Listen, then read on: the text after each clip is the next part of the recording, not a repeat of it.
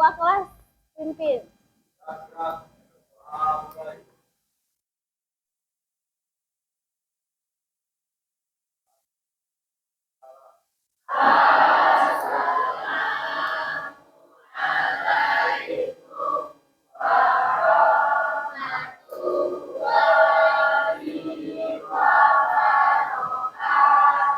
Waalaikumsalam. Apa kabarnya? Baik. Sudah sarapan semua? Hari ini seperti biasa kita masuk mata pelajaran KKA, Coding dan Kecerdasan Artifisial.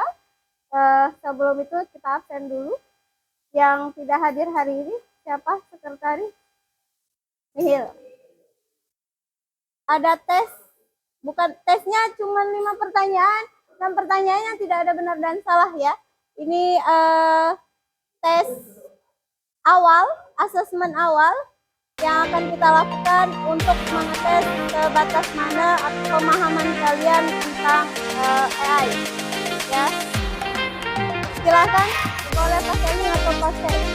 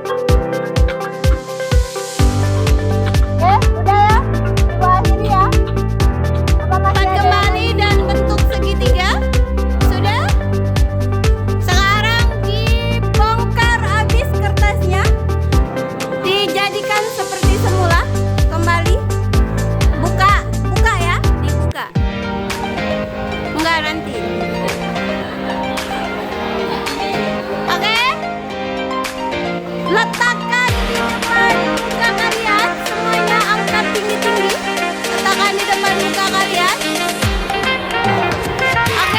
Oke, mata materi ini pembelajaran coding dan kecerdasan artifisial. Ini ada pengantar kecerdasan artifisial atau AI, artificial intelligence.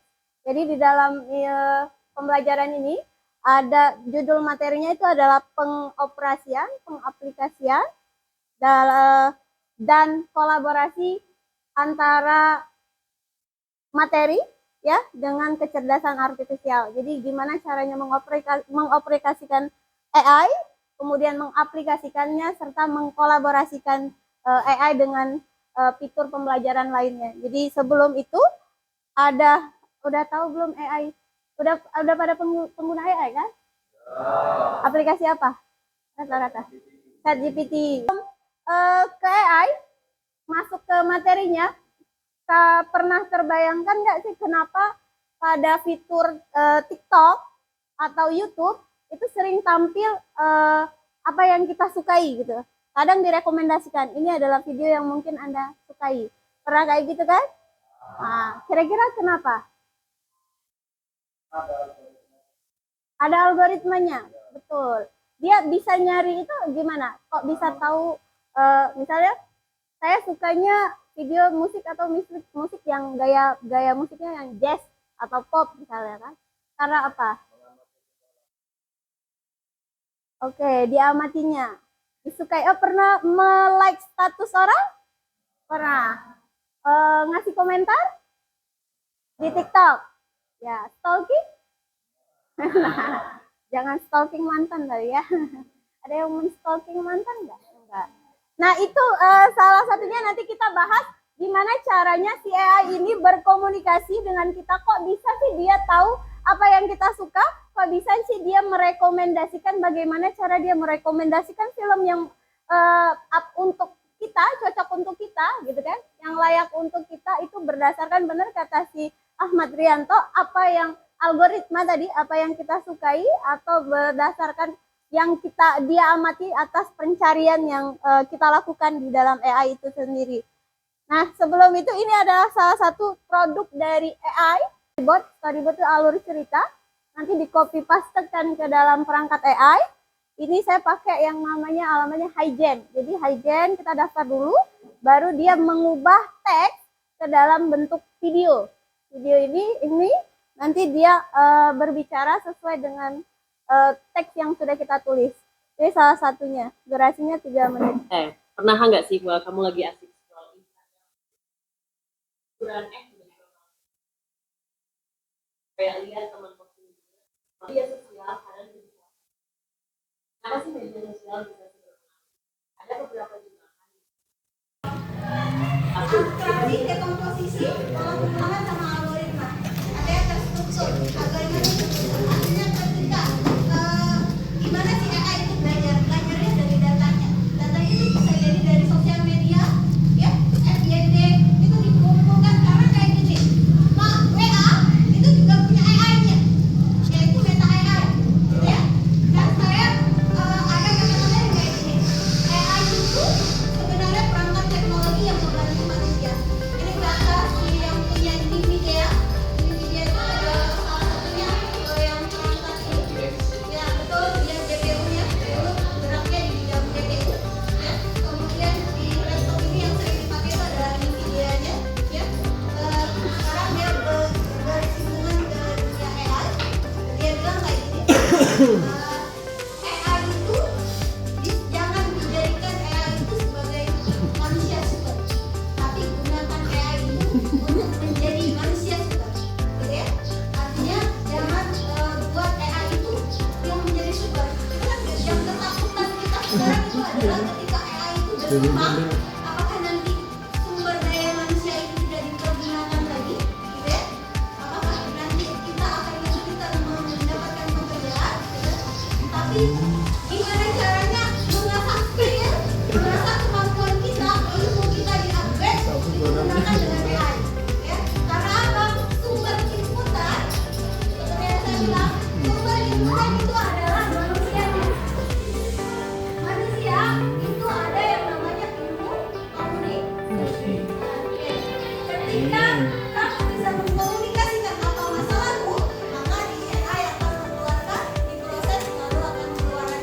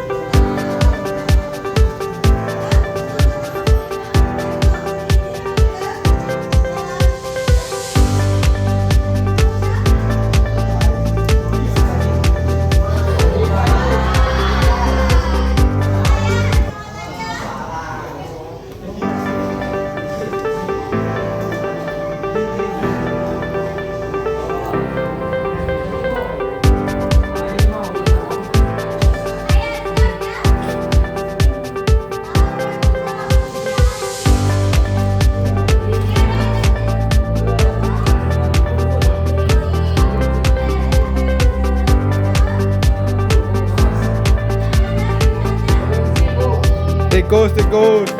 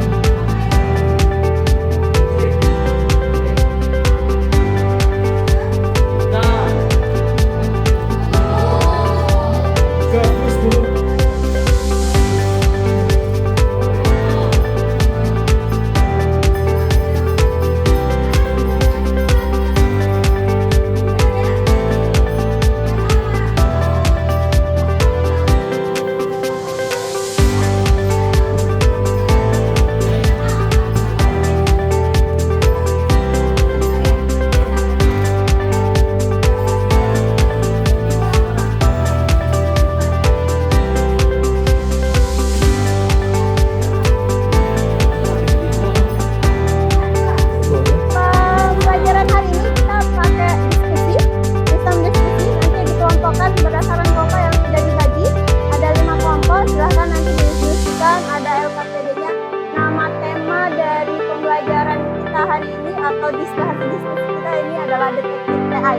Jadi kita akan dituntut gimana cara kerjanya AI, kita akan pahami ya, nanti baru kita kolaborasi. Jadi peralatan boleh pakai handphone untuk mencari sumber informasi yang dibutuhkan berdasarkan LKPD yang sudah ada. Jadi silahkan duduk berkelompok, kita diskusi bareng-bareng. Nanti penyajiannya kita pakai galeri walk namanya. Presentasi 2 orang, presentasi menjaga galerinya atau nanti ada dibagikan apa namanya, kertas apa namanya, karton dan sticky note, nanti dirangkum hasil jawabannya kamu tempel di sana dan nanti dipresentasikan 2 orang yang akan mempresentasikan dan sisa kelompoknya akan menanyakan pertanyaan apapun seputar materinya. Nanti kelompoknya dibagi ya, kita tidak ada yang sama. Jadi temanya itu ada kelompok 1 nanti tentang hiburan. Hiburan ini boleh kamu pilih ya. Hiburan ini pilih aplikasinya, ada Netflix, ada Spotify, ada Mobile Legends. Untuk kelompok 2 itu ada e-commerce dan sosial media. Itu contoh aplikasinya itu adalah TikTok, Shopee, dan Instagram. Yang ketiga itu adalah transportasi dan navigasi. Contohnya itu adalah Google Maps, Gojek atau Grab. Kemudian kelompok 4 itu adalah pendidikan dan produktivitas. Ya, Grammarly, Photomat, Google Translate. Itu nanti berdasarkan ada temanya masing-masing, kalian pilih dan kalian amati satu aja aplikasi yang sering kamu pakai. Misalnya contohnya di bagian hiburan yang sering pakai itu adalah misalnya Mobile Legends, itu kamu amati, itu ada AI-nya, kira-kira apa AI-nya yang dia keluarkan, entah itu saran senjata ataupun lain sebagainya. Nanti silahkan didiskusikan sama kelompoknya, nanti baru dipaparkan di galeri walk-nya. Di LKPD-nya, di sana ada instruksi kerjanya. Jadi pertama, kalian tentukan sesuai, tadi kelompok 1 itu tentang hiburan. Jadi hiburan itu ada yang namanya Mobile Legends, kemudian ada Netflix, ada Spotify. Kelompok 2 ini akan bahas tentang e-commerce ya, dan sosial media, contohnya TikTok, Shopee, atau Instagram, nanti pilih salah satu. Yang kelompok 3 ini tentang transportasi dan navigasi, contohnya Google Maps, Gojek atau Grab. Kelompok 4 tentang tentang pendidikan dan produktivitas. Contohnya ambil Google Translate atau Grammarly Photo Match ya. Ini salah satunya. Nanti kamu isikan di sana di LKPD-nya, nama kelompoknya ya. Kamu isikan. Nanti saya akan hampirin. Di satu ini ada misi. Jadi kalian pecahkan dulu ada berapa misi. Misi pertama adalah identifikasi fitur cerdasnya ya. Kira-kira di Mobile Legends apakah ada fitur cerdasnya atau tidak? Di TikTok adakah fitur cerdasnya atau tidak? Itu diidentifikasi dulu ya. Boleh, silahkan didiskusikan. Nanti hasil yang kamu dapat kamu catat di sini di lembar LKPD-nya, dan nanti akan saya bagikan sticky note. Nanti di sticky note-nya pun akan kamu catat dan nanti kamu tempel di namanya kertas kartonnya ya. Oke ya, silahkan. Google sambil saya membaca Google Maps. Ada yang udah iya benar ya, nggak ada. Habis itu, siapa tahu ke Palembang nih. Baik kan. Sekarang kan kayak gitu, kita nggak perlu pakai kendaraan pribadi. Udah kayak Raffi Ahmad kan, punya kendaraan, mau jenis kendaraan apa aja kan, asalkan punya uang gitu ya. Bisa. Nah, di Google Maps ini fitur itu salah satu fiturnya kamu tulis fitur yang pengen kamu amati. Di Google Maps itu kan banyak ya, ada peta dan lain sebagainya. Misalnya kita naik motor atau mobil, itu dia sudah merekomendasikan berapa menit. Kadang juga dia itu merekomendasikan mau ke sini, ke Kertamukti atau ke dari Kertamukti ada jalur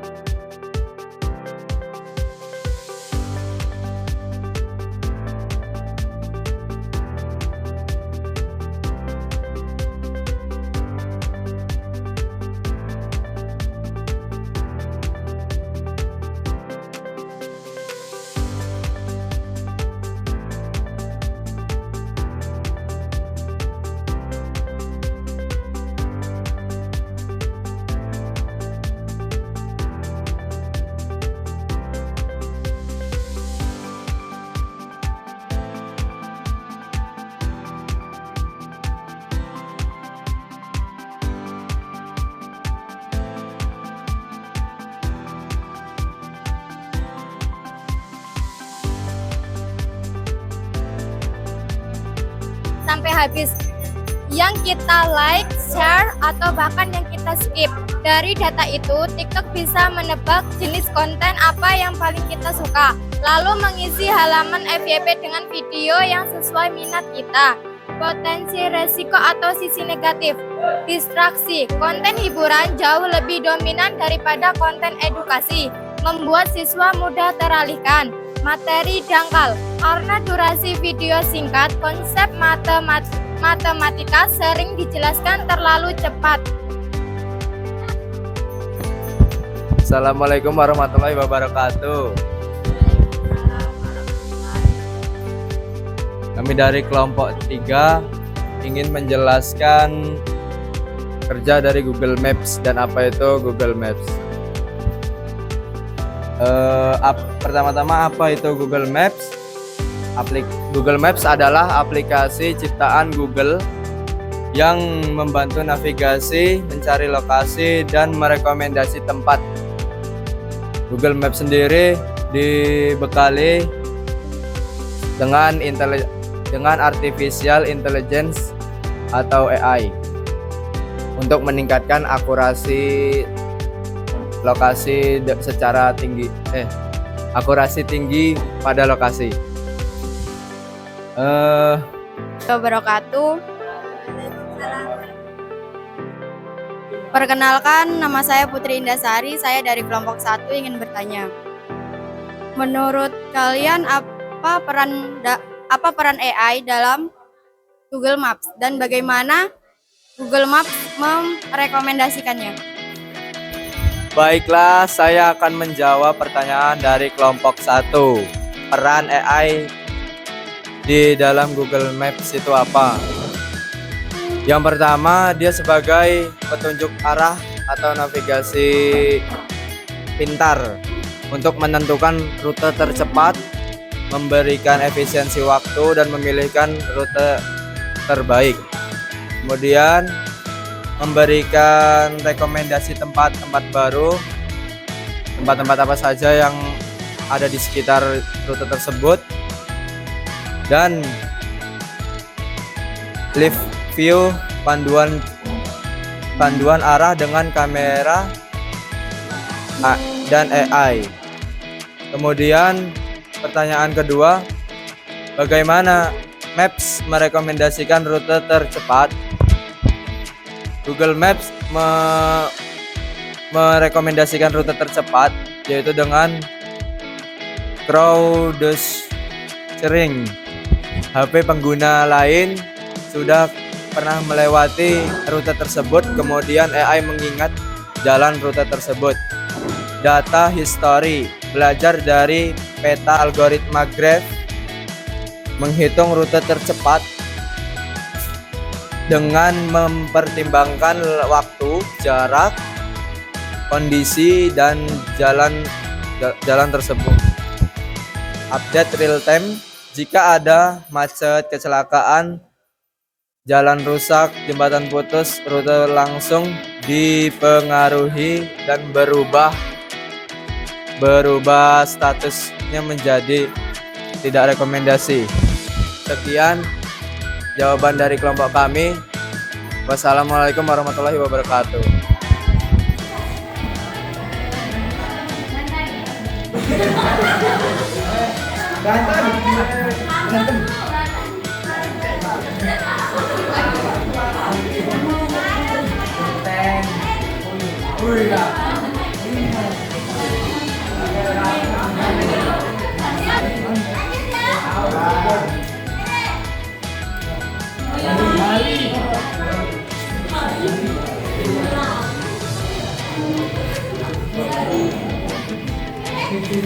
Bekasi.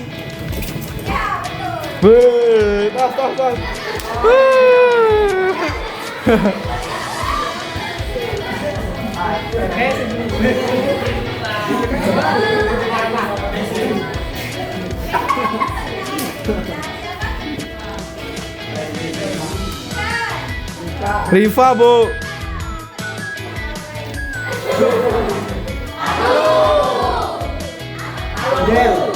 Pati.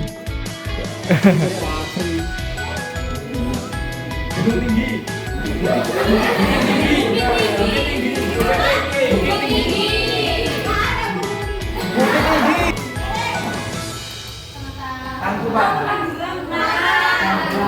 Ah,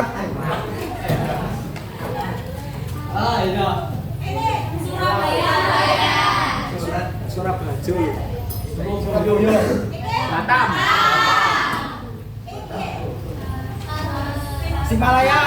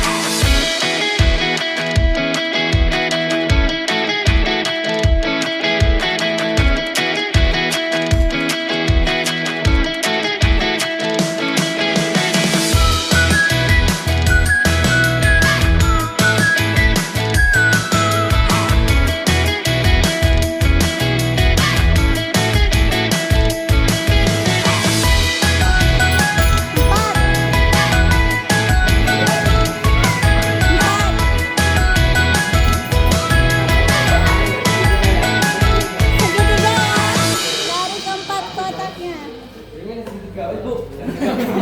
Satu itu mah. Boleh? Empat, tapi segitiga.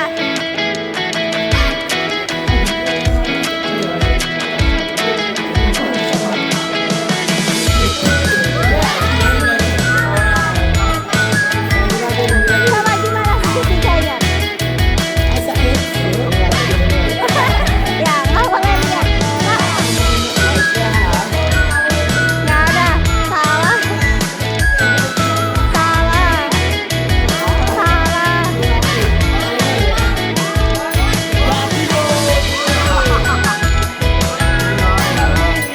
Ayo. Ayo gimana caranya?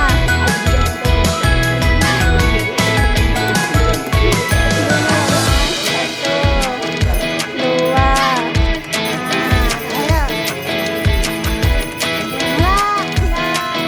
Empat cuman, ya. Empat. Ya, bisa juga.